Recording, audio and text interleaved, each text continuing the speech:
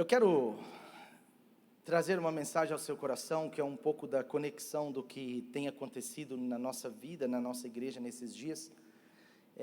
Nós estamos com muita expectativa para esses 2 últimos meses do ano, e nós vamos começar 2022 de uma forma tão incrível.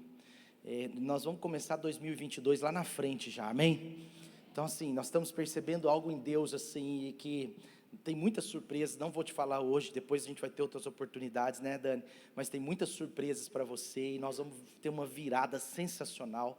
Prepare o seu coração para estar aqui no dia 31, 22 horas, mas nós vamos ter uma virada que não vai ser só uma virada cronológica, mas vai ser uma virada de estação, sabe? Porque eu estou crendo que Deus vai nos colocar num nível de conexão e de dependência deles tão sobrenatural, tão poderoso, sabe? Da gente andar junto com Deus diariamente, e da gente estar todo dia com Ele, e a coisa vai mudar na minha vida e na sua vida. Algo que me marcou muito numa das mensagens do querido Luca Martini, aquele grande evangelista, algo que me marcou tanto no meu coração, assim, foi que ele falou assim: olha, imagina, você ter uma vida com Deus, mas não por uma semana, mas não por um mês, não por 3 meses, mas imagina essa vida com Deus, todo dia, acumulada por 5, por 10 anos, imagina como vai fluir Deus na nossa vida, amém?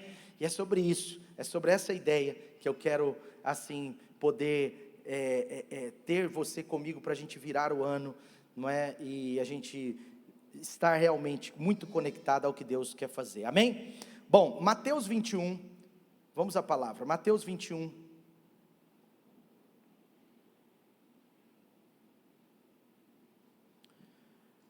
Mateus 21, versículo 28, tem uma história, até um pouco conhecida, uma parábola que o Senhor Jesus está trazendo,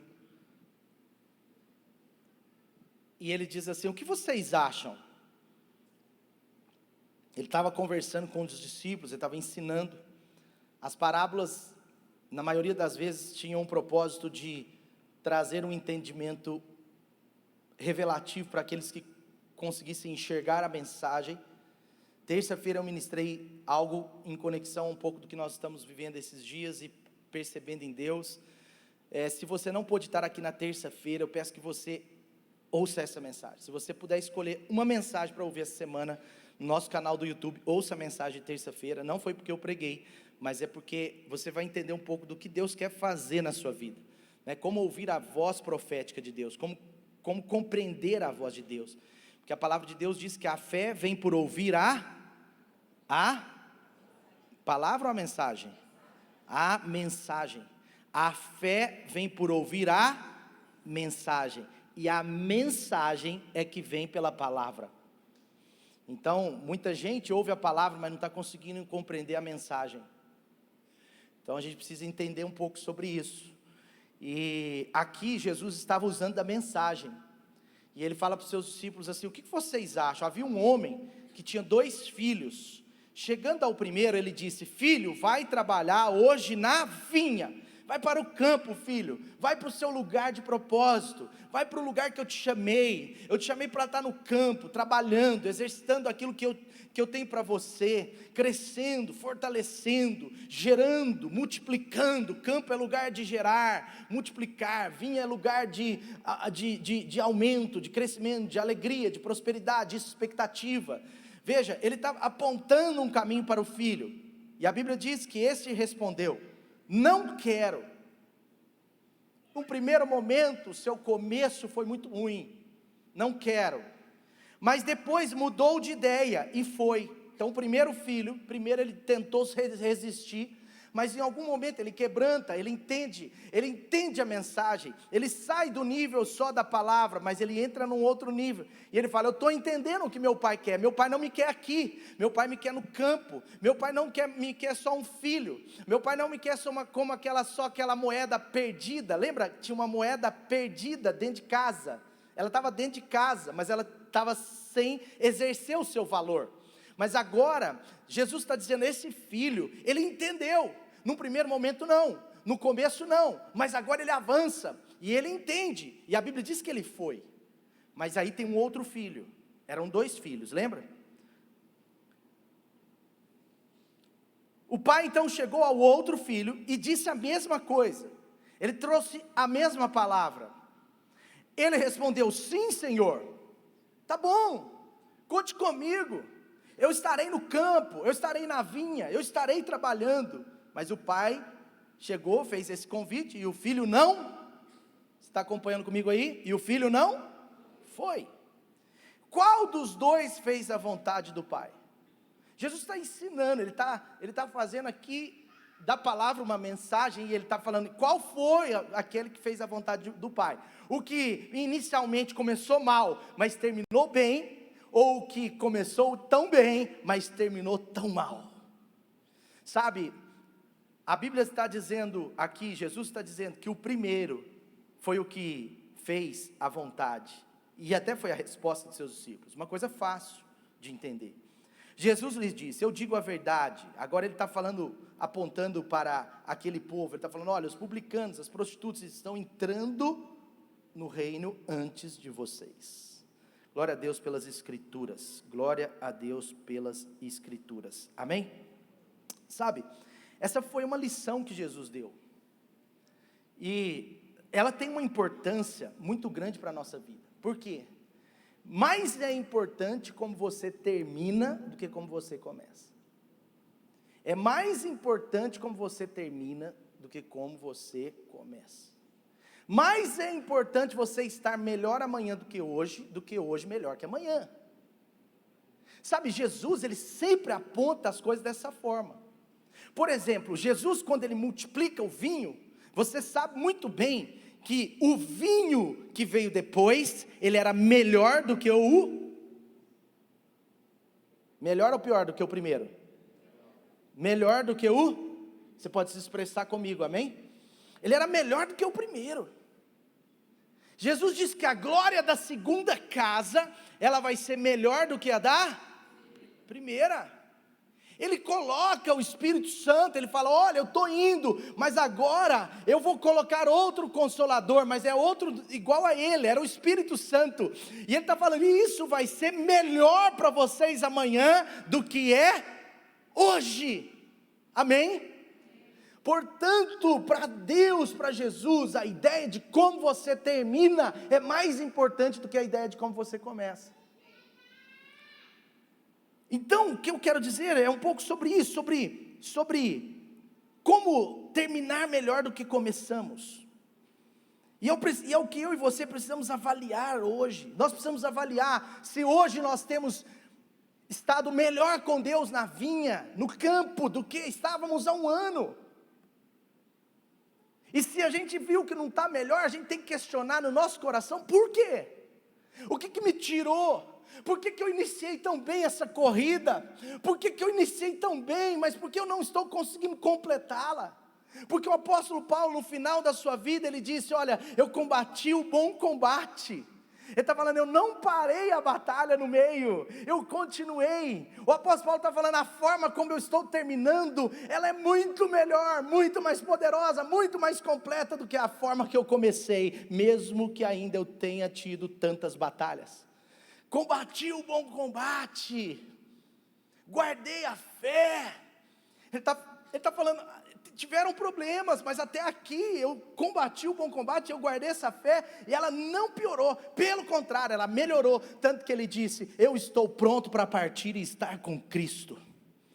Tanto que ele disse: para mim o viver é Cristo, e o morrer é, não foi assim que ele disse? Ou ele disse que o viver é lucro e o morrer é Cristo?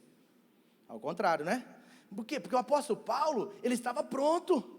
Ele está falando: para mim tanto faz viver ou morrer, porque eu estou no fim, mas eu estou bem no fim.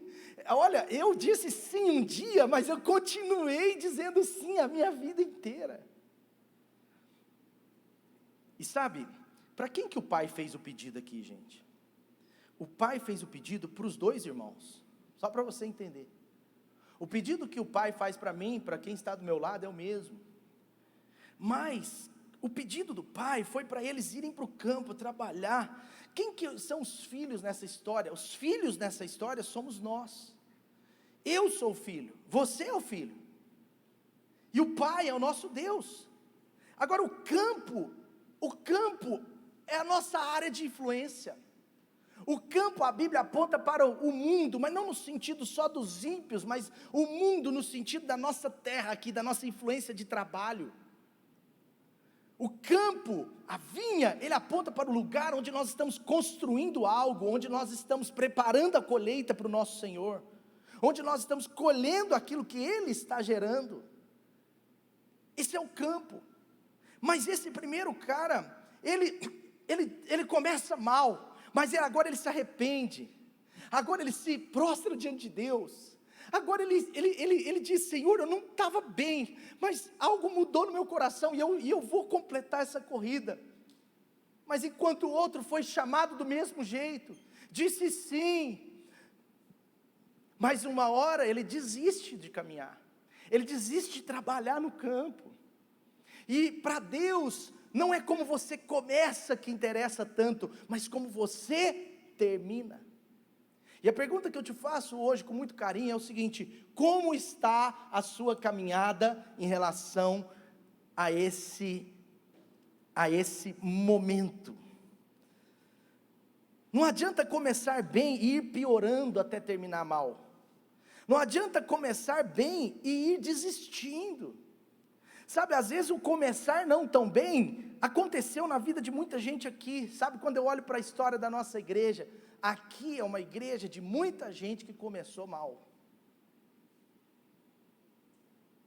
E não tem problema nisso, porque o foco de Deus não está em como você começa, está em como você termina. Mas aqui tem uma história de uma igreja, aqui na Light, de uma igreja que começou muito mal. E eu não estou falando da igreja agora, corpo, eu estou falando de cada um de nós. A gente começou mal. A gente tem tanta história de sucesso aqui, de pessoas que estão completando essa corrida, que conseguiram dizer sim, que estão guardando a fé, que estão falando: Senhor, eis-me aqui. Pessoas que chegaram aqui com a família toda destruída, casamento complicado, herança dos pais muito difíceis. Pais às vezes divorciados, ou casados mais ou menos, ou problemas na área de desequilíbrios diversos, mas a pessoa chega e Deus começa a mudar. Pessoas que chegam aqui tão feridas, porque sofreram tantos abusos emocionais, abusos sexuais, abusos mentais, e outros abusos aí, porque abuso hoje em dia tem muitas vertentes. Mas agora, o Espírito Santo vai fazendo uma obra. Então a pessoa começou tão mal, mas agora ela está terminando tão bem. E sabe, essa pergunta a gente tem que fazer. A gente tem que fazer para a gente todo dia, porque aquele cara começou bem, mas em alguns momentos, de alguma forma, ele foi desanimando, ele foi desistindo. E no reino de Deus é assim, todos nós vamos ter momentos de sofrer afrontas. Sabe, aquele cara, ele foi empolgado, ele disse: sim, Senhor, ele entrou de cabeça, e isso não é o problema, porque Jesus não disse que isso é um problema, o problema foi depois. O problema é que quando ele tinha que manter o sim, porque a Bíblia diz: seja a sua vida, a sua resposta, sim, sim, e não, não. Então eu disse sim um dia, agora eu tenho que sustentar o sim que eu disse. Como? Com a força do Espírito Santo, com a conexão com Deus que eu preciso manter. Sabe, esse cara, ele é empolgado, ele começou a viver com Deus, mas em algum momento ele esfriou o coração, em algum momento ele se distanciou, às vezes sem perceber, não dá para julgar, mas de fato, em algum momento, ele decidiu por não decidir mais sobre o que ele tinha que decidir, ir além. Em algum momento, porque mesmo sem querer, em algum momento o Espírito Santo, ele pega você, ele fala: ei, força, ei, não desanima, ei, não olhe tanto assim para as pessoas, ei, não copie pessoas erradas. Alguma coisa aconteceu com esse filho, me parece que ele teve todas as condições para começar, mas em algum momento as condições para continuar, elas foram difíceis. Talvez ele teve aquela motivação e aquela intenção santa para começar, mas veio a luta, vieram as batalhas, isso desmotivou o seu coração, e então agora ele não está mais no campo com o pai. Algumas pessoas, elas não consideram também o custo de servir a Cristo. E essa não é uma palavra para te desanimar, mas é porque você precisa entender Há um custo de servir a Cristo, o custo da sua posição em Jesus, o custo de alguns nãos que você vai precisar dar para a cobiça do mundo, coisas da carne. É o custo da nossa vida, mas vale tanto a pena, porque no final, nós vamos ter feito a vontade do Pai. No final é o que importa é o fim, importa mais como você termina do que como você começa. E são essas coisas do meio que começam a atribular a gente. Então talvez a hora que ele tinha que trabalhar no campo, começou a custar alguma coisa, começou a custar a sua vida de santidade, começou a custar a sua transparência, começou a custar que ele teve que ter relacionamento, um mínimo de relacionamento com outras pessoas, começou a custar porque em algum momento foi difícil, mas ele teve que submeter a palavra do seu dono. Começou a custar porque em algum momento ele teve que ser rejeitado. Tem pessoas que abandonam a fé porque foram rejeitadas, mas Jesus foi rejeitado. Homens de Deus em toda a Escritura foi rejeitado. Alguém diz que um bom crente num país livre, ele será rejeitado por 10 a 15% das pessoas que se relacionam. Mas a rejeição tomou o coração. Sabe, queridos, isso acontece pode acontecer com todo mundo. Aconteceu até no céu, antes da criação, porque a Bíblia diz que 1/3 dos anjos terminaram muito mal. E aliás, nem terminaram, porque a situação deles vai ficar muito pior. Porque os demônios, eles são anjos caídos. Pensa, eles são anjos caídos. Então até os anjos, uma hora, até 1/3 dos anjos começaram bem, mas terminaram mal.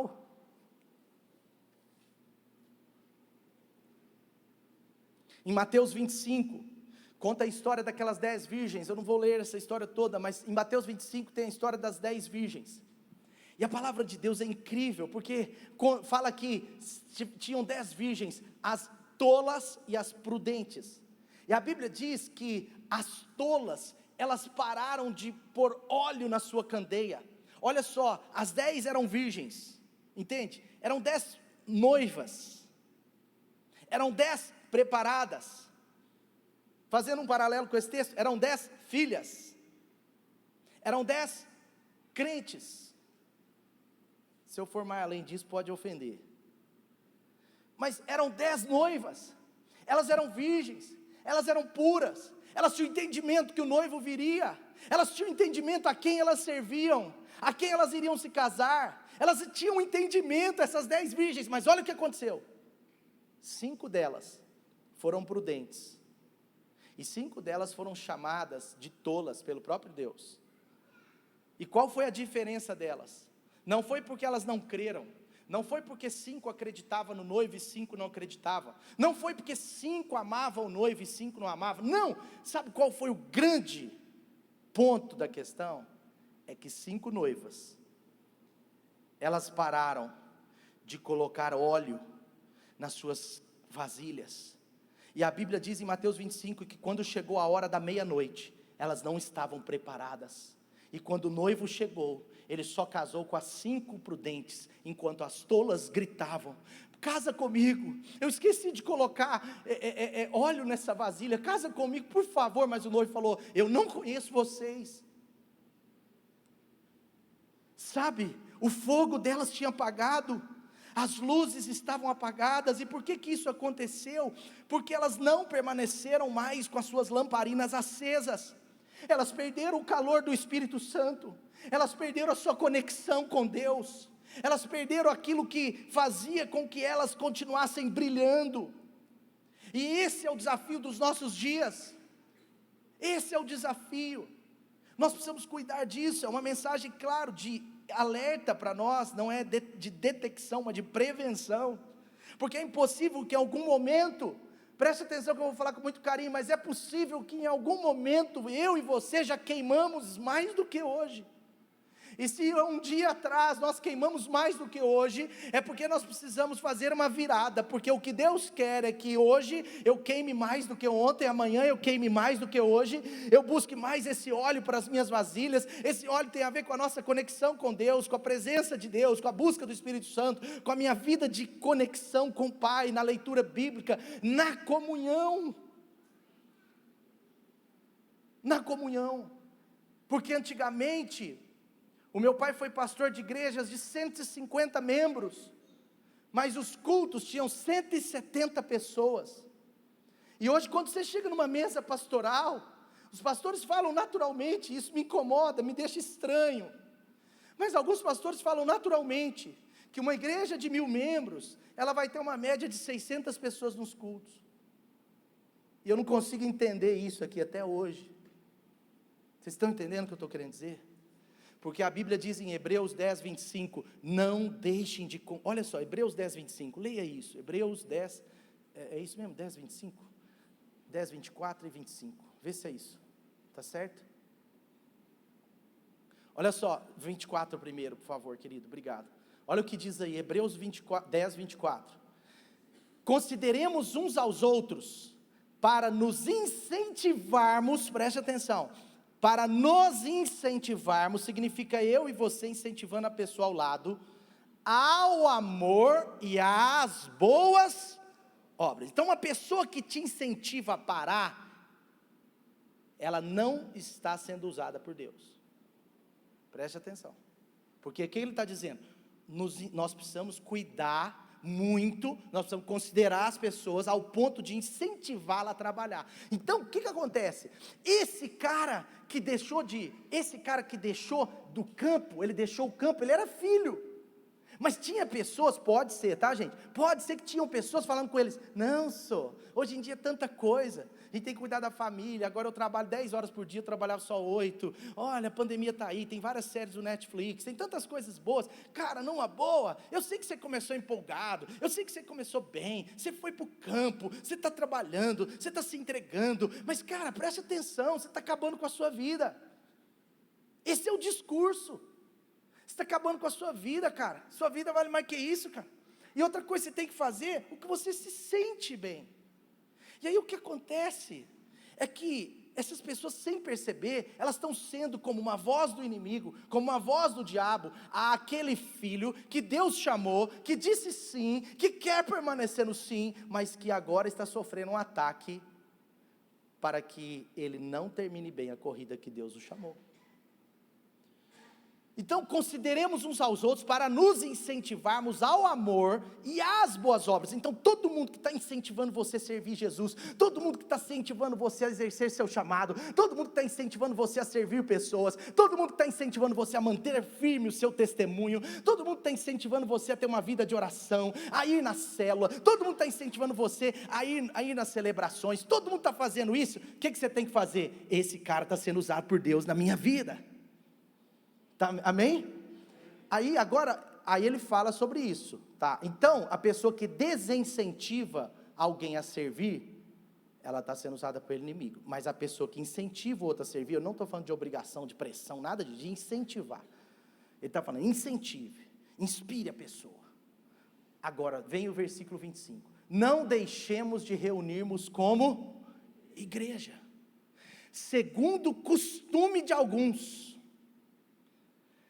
mas procuremos, ou seja, primeiro, não deixe de congregar, gente. A gente não pode faltar das celebrações, principalmente, eu não estou falando, a igreja tem muitas outras coisas complementares, mas principalmente quando você olha para a sua celebração, para a sua célula, né? Sabe, isso é o reunir como igreja. Pelo menos no que diz respeito ao arroz com feijão, nós não negociamos. Eu como pastor não posso negociar. Outro dia alguém falou assim, pastor, aqui todo mundo precisa liderar. Eu falei, não cara, liderar não, todo mundo precisa congregar. Porque é princípio elementar, é isso, congregar, é abastecer as nossas vasilhas. É um engano do inimigo quando ele fala para você assim, não, só se der. Não, é um engano do inimigo. Congregar é fundamental para que a sua vasilha não fique vazia. Cada culto é um momento com Deus, é um momento de receber de Deus. Eu não estou dizendo que só os cultos são suficientes, mas eu estou dizendo que é algo muito importante no coração de Deus. E agora ele vem e fala, não deixemos de congregar, mas ele fala mais, e além de não deixar, ele fala, você precisa encorajar outros a congregar, principalmente nos últimos dias. Eu estou traduzindo para você, só você ler aí. Porque nos últimos dias, o congregar vai ser menosprezado no coração dos filhos. Por quê? Porque o inimigo, ele quer muitas pessoas dizendo sim no começo e terminando mal no fim.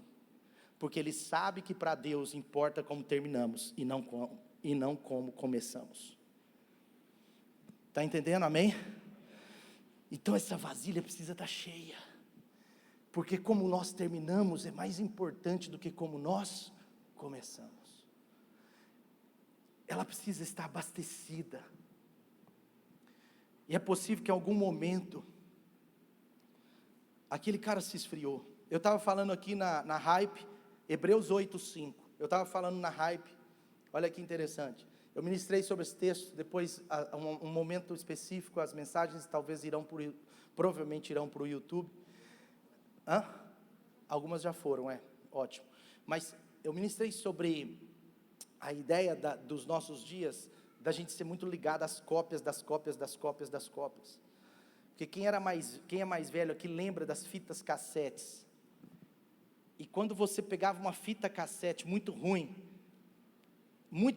você pegava uma fita cassete muito ruim, é porque geralmente ela era uma cópia, da cópia, da cópia, da cópia. Sim ou não? Lembra?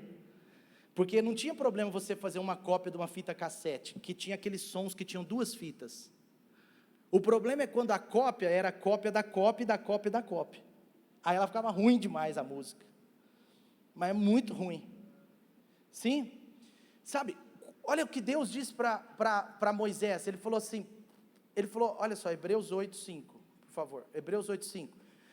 Quando o Senhor está falando aqui sobre a nova aliança, mas olha só, em Hebreus 8:5 ele fala, olha, eles servem num santuário que é cópia e sombra daquele que está nos céus, já que Moisés foi avisado pelo próprio Deus, quando estava para construir o tabernáculo, que era o templo, tenha o cuidado de fazer tudo segundo o modelo segundo o modelo que lhe foi mostrado no monte. Sabe, Moisés ele subiu no monte, e foi lá que Deus lhe deu, não só a palavra, mas a mensagem. Foi no monte. O que é isso? Se a gente quiser manter a chama acesa, nós precisamos aprender a lidar com o original diariamente. Uma geração que só quer receber das cópias, que só quer receber do outro, ela vai ter problema. E não é errado você ter pessoas para se inspirar, por favor, não é errado, porque o apóstolo Paulo diz, sejam meus imitadores. Em Hebreus 8, no versículo 5, se não me engano, Hebreus 13, versículo 7, Hebreus 13, versículo 7, ele diz o seguinte, olha, vocês podem e devem se inspirar em líderes que lhe ensinam a palavra, lembrem-se dos seus líderes, que transmitiram a palavra de Deus a vocês, observem bem o resultado da vida que eles tiveram, e copiem a sua fé. Então não é errado eu copiar e me inspirar em pessoas que são parecidas com o original. Mas quando Paulo disse, sejam meus imitadores, ele disse, porque eu sou de Cristo. Mas eu quero dizer para você com muito carinho, que não é suficiente para ninguém só imitar as cópias. O que Deus quer, o que Deus fez, o que Jesus fez aqui, quando Ele diz que o véu do templo se rasgou, quando a coisa parou de se limitar na nossa comunhão com Deus, foi para que você e eu tivéssemos comunhão direta com Deus.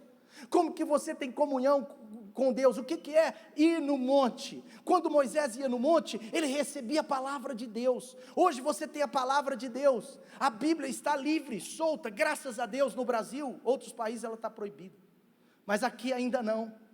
Nós temos a palavra de Deus. para todo dia você ir e encher a sua candeia, e colocar mais um pouquinho, para quando Ele vier, para no dia que Ele vier, eu e você terminarmos bem, como aquelas 5 viúvas, 5 virgens prudentes, e não terminarmos mal, como aquelas 5 virgens tolas, porque o que fez a diferença, não foi o fato delas serem a noiva, mas foi o fato delas serem uma noiva, que tinha conexão com o pai do noivo. Então não adianta sermos noiva, sem conexão com o pai do noivo.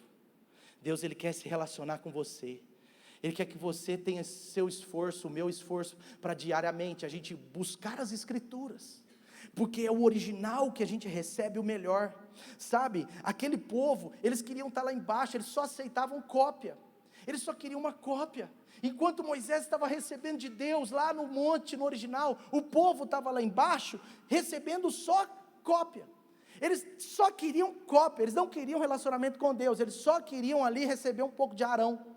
E aí o que acontece? De repente, as cópias começam a falhar, começa a dar algum problema, algum bizil, e agora eles falam, então vamos fazer uma grande cópia, e eles querem agora derreter o ouro de todo mundo, para fazer aquele bezerro de ouro, e fazer uma imagem, que era exatamente uma cópia. A raiz da idolatria, é um problema de cópia, e não é o que Deus quer. Portanto, se você não construir sua vida, querido, com base no que você recebe no monte, você vai acabar com a sua vida. Foi o que aconteceu com esse filho. Ele começa muito bem, mas ele para de receber, ele esquece o dono do campo, ele esquece aquele que é o dono da vinha, ele esquece de se relacionar com ele. Agora ele começa muito bem, mas ele termina muito mal. E para Deus é mais importante como você termina do que como você começa. Amém? Então hoje eu quero fazer uma declaração para você, com todo o meu coração, com muito carinho. Eu quero fazer uma declaração para você, porque eu creio de verdade, que nós vamos terminar melhor do que nós começamos. Amém? A sua vida tem uma história de transformação, de avanço. Eu sei, a grande maioria das vidas dessa igreja tem uma história de avanço, de continuidade, de perseverança. Mas eu quero dizer, você pode olhar para trás com santo orgulho, você pode olhar para trás com louvor, mas eu quero dizer para você que o que está na frente vai ser muito melhor ainda do que você já experimentou até hoje. Sabe, eu creio que o que Deus está preparando para mim, para você, para essa igreja, é algo tão sobrenatural, é algo tão grande, porque o fim importa tanto. E a gente está tão focado no fim, e a gente está tão focado em terminar bem essa corrida, e a gente está tão focado em cuidar de como estamos, e principalmente de como estaremos amanhã, que Deus vai derramar um poderoso crescimento na nossa vida, na nossa igreja, numérico, qualitativo. Deus vai derramar na sua família, Deus vai derramar na sua casa, os seus filhos serão melhores do que você. Eu creio nisso. Meu pai falava isso para a minha vida inteira. Ele falava, olha, o que está por vir sobre a sua vida ainda vai ser melhor. E um dia eu estava num lugar que ninguém me conhecia, pela graça de Deus estou falando isso, mas eu estava num lugar que ninguém me conhecia, e aí veio uma pessoa, aliás, ninguém me conhecia não, algumas pessoas me conheciam, mas uma pessoa que não me conhecia, impôs as mãos sobre mim, e falou assim, preste atenção, você está recebendo do Pai, unção dobrada daquilo que Deus te deu, daquilo que Deus deu para Ele, unção dobrada.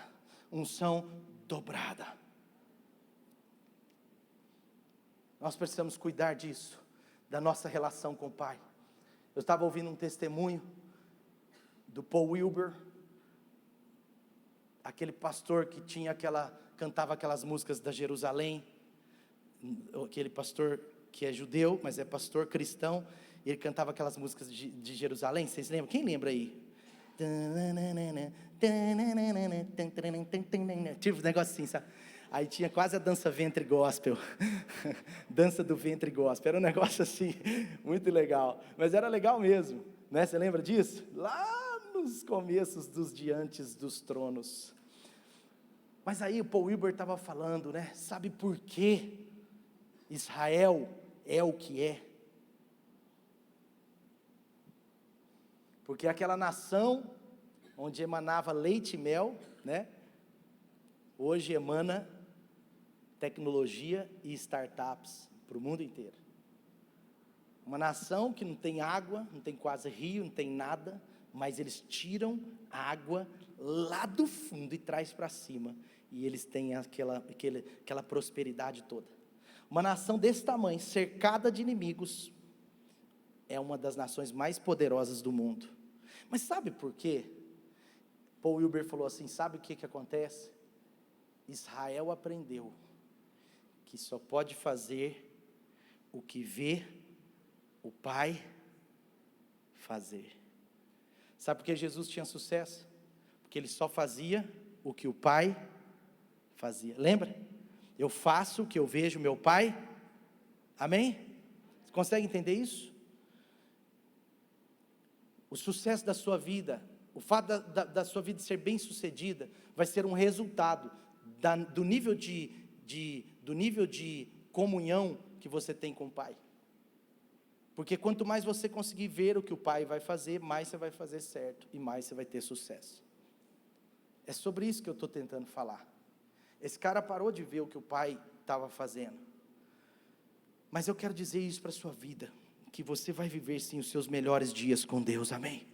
Eu olho para mim, esses dias eu olhei no espelho, sabe aquela declaração de fé que você precisa olhar na sua cara mesmo? Você só consegue olhar na sua própria cara se você estiver no espelho. E aí eu fui no espelho, eu falei, Pai, não está fácil algumas coisas, eu como pastor eu quero te dizer, não está fácil algumas coisas, mas eu quero te dizer que eu ainda vou viver os melhores dias da minha vida como pastor. Sabe, vai para o espelho, declare sobre você, isso é de Deus. Por quê? Porque mais importante, como a gente termina, você vai viver os melhores dias da sua vida, como pai, como mãe, como cristão, como ministro, como chamado para alguma área, como o que Deus te chamou, mas você vai viver os melhores dias, amém? E quando eu olho para a Light, nós somos muito gratos a Deus, de tudo que Ele fez até aqui, sabe, mas nós não somos loucos de achar que o melhor já foi feito. Quando eu olho para lá, essa igreja maravilhosa, nós vamos fazer aniversário agora em dezembro, vão ser 3 dias de festa, de muita novidade, muita coisa boa, em breve eu vou falar algumas coisas, mas deixa eu te falar, quando eu olho para a nossa igreja, quando eu olho para a Light, eu não sou louco de falar que o melhor já aconteceu, pelo contrário, quando eu olho para frente, eu tenho convicção em Deus, que a nossa história, apesar de ser linda, a parte mais linda ainda não aconteceu. Ela está por vir, eu acredito nisso de verdade, amém? E as nossas lâmpadas não podem então ficar vazias, não ficarão vazias. Eu quero mais do Espírito Santo, eu quero mais milagres, eu quero mais poder sobre a minha vida e a sua vida como igreja, eu quero mais pessoas sendo transformadas, eu quero ver pessoas novas aqui, sendo transformadas pela palavra de Deus, pelo poder do Espírito Santo, pelo seu testemunho, eu quero ver isso, e nós veremos isso. Eu quero ver você, sabe, criando os seus filhos no caminho que eles devem andar, porque a nossa igreja, ela já tem gerações dos filhos, dos fundadores, e essa geração está cheia do Espírito, cheia do fogo. Agora imagina como serão os netos, imagina como serão os filhos dos filhos, sabe, é poder sobre poder, é glória sobre glória, sabe, é bênção sobre bênção, acumuladas e sendo expelidas para a glória de Jesus, porque é isso que Deus está preparando para nós, eu tenho certeza, mas nós não podemos desistir. Não podemos desistir, sabe, você começou na fé, persista por ela, às vezes não é fácil, eu não sei as tribulações que você tem vivido, eu não sei o nível de confronto que você tem dentro do seu coração, talvez na sua família, talvez no seu nível de relacionamento, os seus melhores amigos, eu não sei o nível de perseguição que a sua fé sofre, porque as nossas vidas têm níveis de perseguições diferentes em relação à nossa fé, mas eu quero dizer que maior é aquele que está em você do que aquele que está no mundo, portanto você pode vencer, você já venceu, e o melhor de Deus está sendo preparado, porque o fim é mais importante do que como você começou. Amanhã é mais importante do que como você está. A esperança, a expectativa, Deus vai fazer algo grande e incrível na minha vida e na sua vida. Portanto, 1 Tessalonicenses 5 diz assim: não apaguem o Espírito, não apaguem o Espírito. Nós temos que cuidar para que esse azeite não acabe, não pare. Por isso que eu disse, como que nós buscamos isso no monte? Monte é lugar de comunhão. Por isso que você e eu precisamos cuidar substancialmente de 3 coisas. Substancialmente nós temos que cuidar de 3 coisas. nós temos que cuidar da nossa vida de santificação, nós temos que cuidar da nossa vida de relacionamento com Deus, que é você orar, ler a Bíblia todo dia, e nós temos que cuidar do congregar. São 3 coisas que não deixam a sua vasilha secar, são 3 coisas que não deixam a sua vasilha apagar, não deixam o óleo, sabe? Então batalhe, persevere pelo congregar, persevere pelo seu tempo a sós com Deus, persevere por isso, e isso vai acumular poder na sua vida, vai acumular óleo na sua vida, e agora quando o Senhor Jesus quiser vir por alguma razão, ou mesmo a vinda dele literal, você e eu estaremos como aquelas 5 virgens prudentes, cheios de óleo na nossa lâmpada, sabe por quê? Porque as 5 virgens tolas,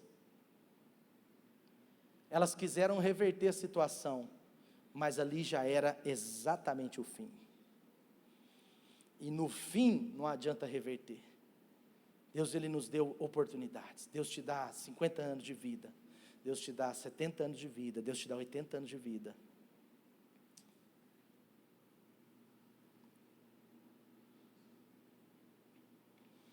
Êxodo 27, versículo 20, Êxodo 27, versículo 20 diz assim: ordene aos israelitas que lhe tragam azeite puro, de oliva batida, para a iluminação, para que as lâmpadas fiquem sempre acesas. A palavra aí é ordene.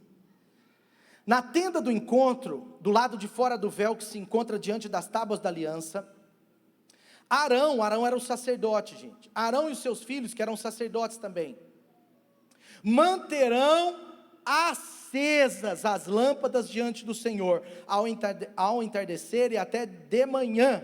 Este é um decreto perpétuo entre os israelitas, geração após geração. Quantos estão entendendo um pouco do que eu quero trazer nesse dia? Amém? Eu quero trazer essa ideia para você. E para partir para o final, eu quero te lembrar de Lucas 15. Lucas 15 tem 3 parábolas incríveis, eu não vou entrar nos detalhes dela, cada uma das centenas de pregações, mas em Lucas 15 tem 3 parábolas incríveis.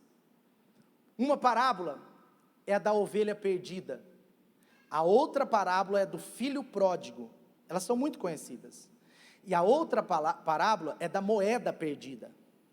3 perdidos, o filho, a ovelha, o filho e a moeda. Mas olha que incrível, a primeira parábola aponta uma casa bem sucedida, com um pai completo, um pai perfeito, um pai bom.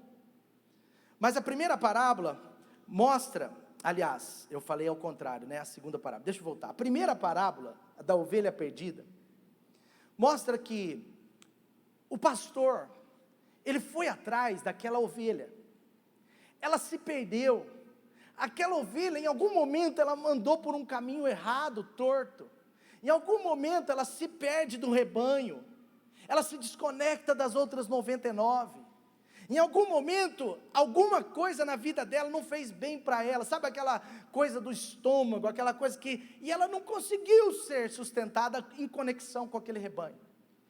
A primeira parábola fala dessa ovelha que se afastou, e a Bíblia diz que ela caiu, ela se distanciou do seu pastor, ela se distanciou das demais ovelhas, mas sabe uma coisa nessa ovelha? Tudo leva a crer que isso não foi intencional, não foi planejado, ela meio que foi enganada pelo inimigo, ela meio que não percebeu, quando ela viu ela estava caída. Essa ovelha, ela não fez algo consciente, sabe, ela não queria se perder. Essa ovelha fala das pessoas que às vezes se perdem em algum momento, mas elas querem ajuda.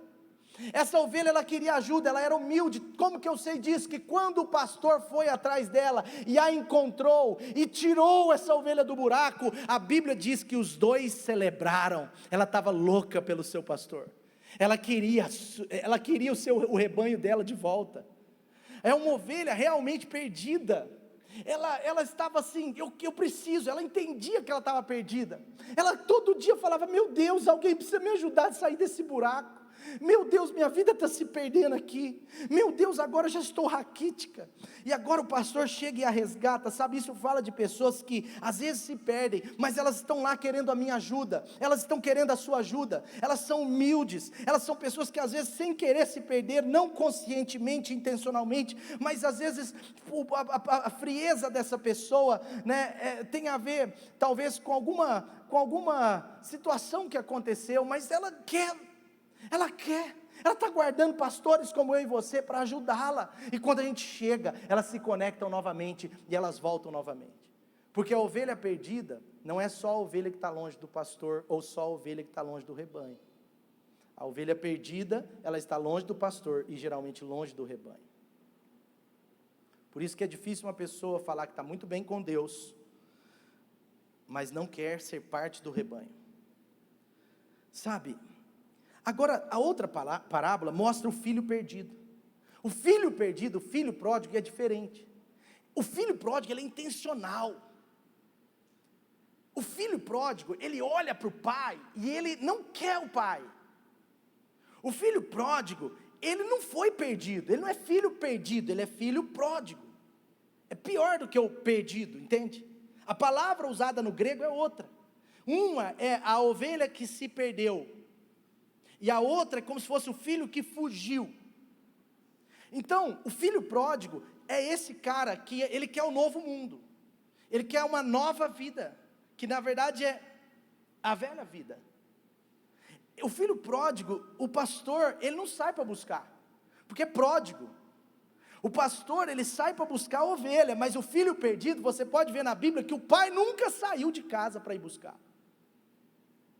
É muito diferente, porque ele precisava, querido, sofrer até o ponto dele se arrepender.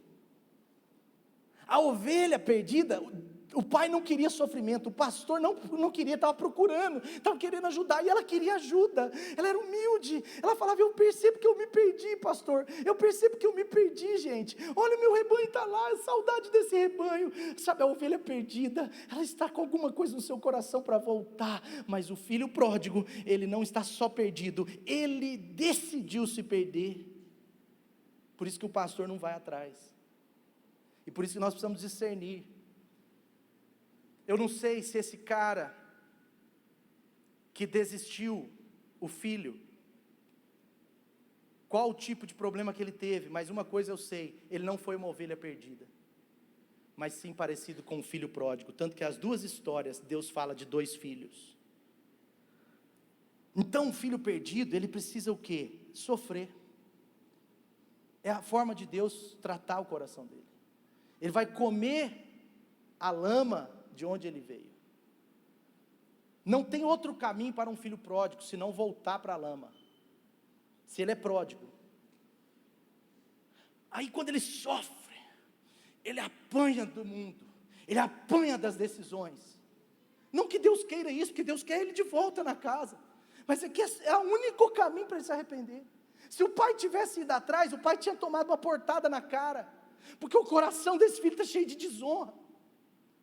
O coração desse filho está rejeitando o pai, está rejeitando a família, rejeita o rebanho, cancela todo mundo.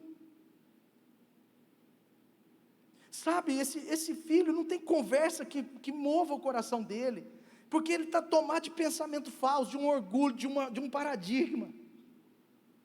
Mas chega uma hora que ele cai em si, quando a sua vida está triste, que ele voltou lá naquela miséria, agora ele cai em si e ele volta. Mas a Bíblia conta de uma terceira figura perdida, que tudo aponta para mim e para você. A terceira figura perdida e última é uma moeda, é uma dracma. E essa dracma, ela tem uma diferença dos filhos, porque tanto a ovelha perdida quanto o filho pródigo, eles foram para fora da casa, fora do rebanho. Mas essa moeda, ela estava perdida dentro de casa. A Bíblia diz que ela estava perdida dentro de casa. Ela já tinha começado, ela tinha começado muito bem. Ela tinha caminhado algumas coisas no Evangelho. Essa moeda, mas ela desanimou e continuou sentada no banco. Essa moeda, gente, ela se perdeu na própria casa. Ela estava de fato sentada na cadeira do auditório, talvez todo domingo ou muitos domingos, mas no seu coração ela estava perdida no reino de Deus. Ela se desconectou. E sabe qual é o problema? Quando a pessoa se desconecta dentro da própria casa, ela tem o mesmo valor, mas ela não exerce o seu valor. Essa moeda não perdeu o valor, gente. Porque a Bíblia diz que a mulher varreu. Ela estava empoeirada, ela estava suja, ela estava contaminada, mas ela tinha o mesmo valor de antes, quando ela começou. O que eu quero dizer para nós, é que o que Deus quer de nós, é que jamais nos tornemos um dia filhos pródigos. O que Deus quer de você é que você se cuide para um dia não ser uma ovelha perdida. Mas principalmente, nós temos que tomar muito cuidado, para não nos tornarmos parecido com essa moeda perdida. Que estamos dentro de casa, mas que perdemos o nosso valor. Que estamos dentro de casa, mas não estamos usando do valor que Deus nos deu. Que estamos dentro de casa, mas empoeirados, escondidos. Essa moeda estava dentro de casa, gente, embaixo do tapete, dentro de um vaso, ela estava em algum lugar, ela tinha o seu valor, ela era importante para o seu dono, como eu e você somos importantes para Deus, mas ela não estava se valorizando, e se ela não fosse encontrada, o seu final seria pior do que o seu começo. Portanto, eu quero dizer para você, que talvez o Espírito Santo quer tirar a poeira do seu coração, através da sua conexão com Deus, porque é possível, gente, alguém estar na igreja e ainda precisar ter uma experiência verdadeira com Jesus. Meu pai, ele dizia, e eu acho que ele ouviu isso de algum avivalista, porque eu já li sobre isso, mas ele dizia que, de vez em quando, você precisa fazer um apelo à igreja, para a conversão, à igreja, porque o nosso coração, queridos, em algum momento da caminhada, ele pode variar, ele pode querer pular fora do trilho. E no reino de Deus, se eu pular fora do vagão, Deus não para o trem, porque o reino de Deus não está nas nossas mãos, Ele é o maquinista. Então, o fato de eu pular fora do vagão, Deus não vai parar o trem para mim, porque eu estava dentro do vagão, Ele me colocou lá dentro, e se agora eu pulei fora, eu vou precisar cair em si, e voltar para o vagão. Essa palavra, eu tenho a ideia de trazer para o seu coração, que é mais importante a gente cuidar do fim, porque nós estamos chegando no fim. Eu não sei como nem quando, mas não tem dúvidas no nosso coração, e da maioria dos pastores que nós estamos conversando, porque se a gente conversar com os profetas, eles já creem que é amanhã. Os pastores ainda acham que é daqui uns 10 anos, entendeu? Mas isso diz respeito à nossa sensibilidade, de entender que o nosso noivo está voltando, e nós precisamos encher a nossa vasilha de óleo. É sobre isso, de não deixar as coisas desse mundo apagar o óleo, tirar o óleo, e às vezes são coisas lícitas, às vezes é o volume de envolvimento externo, às vezes são as conexões com os entretenimentos, às vezes é a busca por tanto trabalho, às vezes é a maneira que a gente quer ver o evangelho mais parecida com a cultura dos dias de hoje, e não com a cultura da palavra. Você pode ficar de pé no seu lugar.